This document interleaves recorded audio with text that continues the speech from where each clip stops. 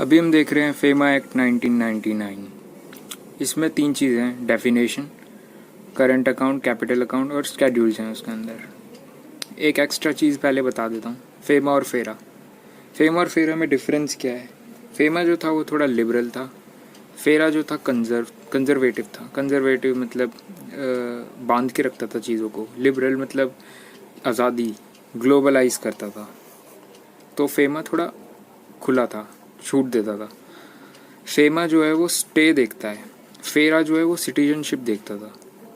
FEMA जो है वो परमिट करता था अनलेस प्रोहिबिटेड, और फेरा जो है प्रोहिबिट करता था अनलेस परमिटेड। फेमा जो है कंपाउंडिंग अलाउड थी, फेरा में कंपाउंडिंग अलाउड नहीं थी। इन सबको मैं एक्सप्लेन कर देता हूँ। स्टे सिटीजनशिप तो आपको पता ही है, परमिट अनलेस प्रोहिबिटेड। परमिट यानी कि हम परमिट कर रहे हैं अगर अनलेस आप प्रोहिबिट करते हो। अच्छा, कंपाउंडिंग होता है जब आपको पहले से पता होता है कि आपको प्रोसिक्यूशन हो सकती है आपको किसी लॉ में, तो आप पहले से पैसे दे देते हो कि प्रोसिक्यूशन से बच जाओ आप, तो उसको बोलते हैं कंपाउंडिंग। तो वो फेमा में अलाउड है, फेरा में अलाउड नहीं थी। बेसिकली फेमा जो है वो थोड़ा लिबरल था और फेरा जो है वो थोड़ा कंजर्वेटिव था, और यही नीड फॉर द एक्ट है, क्योंकि जो फेरा था वो कंजर्वेटिव था। हमें एक लिबरल एक्ट चाहिए था लिबरलाइजेशन के लिए, तो ग्लोबलाइज कर सके जो ट्रेड को, फॉरेन एक्सचेंज से रिलेटेड, इसलिए ये एक्ट आया, फेमा 1999। अब इसके बाद आते हैं हम preamble, extent, application and commencement of FEMA 1999। सबसे पहले प्रीएम्बल। प्रीएम्बल क्या कहता है? This act aims to consolidate and amend the law relating to foreign exchange with the objective of, foreign exchange के जितने भी लॉज हैं उसको कंसोलिडेट और अमेंड करना, इसका तो कंसोलिडेट और अमेंड करना है लॉ को, इसका एम है फॉरेन एक्सचेंज से रिलेटेड। और इसका ऑब्जेक्टिव ये है कि facilitate external trade and payment. External यानी कि इंडिया से बाहर की ट्रेड और पेमेंट, फॉरेन एक्सचेंज इसीलिए आता है इसमें। For promoting orderly development and maintenance of foreign exchange market in India. Basically develop करना है बाहर के फॉरेन मार्केट से रिलेटेड एक्सचेंज को।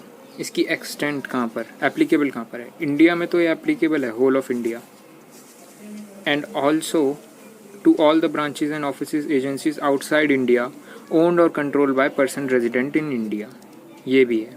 तो ये इंपॉर्टेंट चीज़ है। The scope of the act has been extended including branches office agencies outside India, और कमेंसमेंट इसका हुआ है 1999 में। तो यहाँ पर हमने पढ़ा preamble, extent, application and commencement of FEMA 1999। Definition under section 2। सबसे पहले ऑथोराइज पर्सन होता है। एक ऑथोराइज पर्सन, आप इसे बैंक बोल सकते हो, money changer, offshore banking unit, यानी the person in under this section. उसके अलावा capital account transaction. Capital account transaction हो गई आपकी एसेट लाइबिलिटीज़ या फिर कंटिंजेंट लाइबिलिटीज़ में चेंज आ रहा है आउटसाइड इंडिया। आउटसाइड इंडिया में एसेट लाइबिलिटीज़ कंटिंजेंट लाइबिलिटी में चेंज आ रहा है of a person resident in India, या फिर एसेट लाइबिलिटीज़ में चेंज आ रहा है, यहाँ पर करंट लाइबिलिटीज़ नहीं है। एसेट लाइबिलिटीज चेंज में आ रहा है इन इंडिया, यहाँ पर आउटसाइड इंडिया है, यहाँ पर इंडिया में चेंज आ रहा है किसी एसेट और लाइबिलिटी में, of a person resident outside India. तो इसमें इन इंडिया था, इसमें आउटसाइड इंडिया। एक बार फिर से पढ़ लेना आप इसे। Capital account transaction means a transaction which alters the assets और liabilities including contingent liability outside India for person resident in India, और एसेट और liability in India for person resident outside India and includes. फिर इसके बाद अपने पास आता है current account transaction, capital के बाद। करंट अकाउंट ट्रांजैक्शन बोलता है जो भी कैपिटल अकाउंट थी उन सबको छोड़ के है। हालांकि कैपिटल में हमने जनरल बात करी थी, तो करंट में कुछ चीज़ें हैं जो इंक्लूड करी जाएगी। पहला तो कोई भी ट्रांजैक्शन जो कि शॉर्ट टर्म रिलेटेड है या फिर ऑर्डिनरी बिजनेस से रिलेटेड है। दूसरा, कोई भी इंटरेस्ट की पेमेंट और रिसिप्ट। तीसरी, रेमिटेंस अगर आप भेज रहे हो लिविंग के लिए। चौथी, आपकी ट्रैवल से रिलेटेड, फॉरेन, एजुकेशन से रिलेटेड, और फैमिली का Medicare. Payment due in connection with foreign trade and other current services, short term banking, वही सब लिखा है। Payment due interest on loan, net income from investment, remittance for living expenses, parents, spouse, children residing abroad, expenses in connection with foreign travel, education, Medicare of parents, spouses, children. तो ये हो गया। फिर इसके अलावा करेंसी, एक्सपोर्ट, फॉरेन एक्सचेंज, ये सब पढ़ सकते हो आप। फॉरेन सिक्योरिटी है, फॉरेन सिक्योरिटी पढ़ा देता हूँ। तो foreign security means any security in the form of share, stocks, bond, debenture और any other instrument denominated or expressed in foreign currency and includes security expressed in foreign currency but where redemption of any form return such interest or dividend is payable in Indian currency. Basically कोई भी stock share वगैरह, basically कोई भी currency जो आपकी foreign उसमें denominate होती है.